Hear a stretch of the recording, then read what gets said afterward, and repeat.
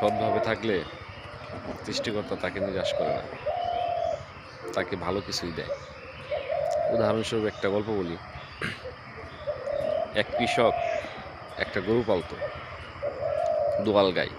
প্রতিদিন দুধ হতো, দুধ বাজারে নিয়ে বিক্রি করতো, ওইটা দিয়ে তার সংসার চলতো। হঠাৎ করে একদিন গরুটা মারা যায়। গরুটা মারা গেলে কৃষক তো অনেক টেনশনে পড়ে যায় যে এখন সে কিভাবে সংসার চালাইব, কিভাবে তার দিন চলব। কিন্তু কৃষকটা ছিল খুব সৎ, খুব অনেস্ট, এবং কি সৃষ্টিকর্তার প্রতি খুব আত্মবিশ্বাস ছিল। সে আর তার বউ দুজনে খুব কান্নাকাটি করতেছে এবং কি সৃষ্টিকর্তারে ডাকতেছে। তখন তার বউ বুদ্ধি দেয় যে গরুটা তো মারা গেছে, আমাদের একমাত্র সম্বল ছিল, এটা দুধ বিক্রি করে আমাদের সংসার চলতো, এখন তো সেরকম কিছু নাই। তবে ওই যে আমাদের যে একটা পতিত জমি পড়ে আছে, ওটাই তো ফসল টসল হয় না, পতিত পড়ে রয়েছে, তুমি একটু চেষ্টা করো, দেখো এখানে কিছু হয় কিনা। পরে বোর বুদ্ধিতে কৃষক ওই জমিটা চাষবাস আরম্ভ করে।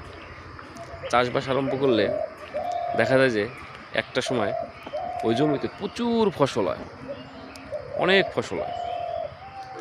ফসল হলে পরে এত পরিমাণে ফসল হয়, মানে কৃষকের দুঃখ কষ্ট সব মুছে যায়।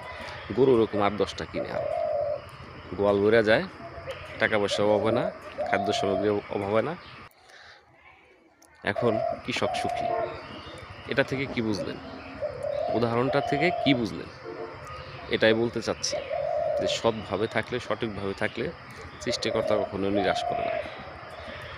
এটাই হচ্ছে যে আমরা অনেক সময় একটা কর্ম করি, সেই কর্মটা নষ্ট হয়ে গেলে আমরা অনেকটা ভেঙে পড়ি।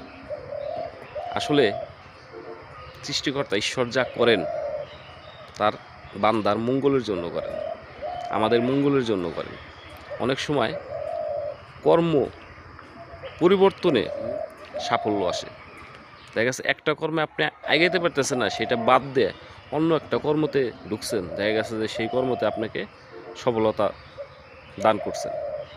সেই জন্যে কখনো নিরাশ হওয়া যাবে না, সৎভাবে থাকতে হবে, সৃষ্টিকর্তার পর বিশ্বাস রাখতে হবে।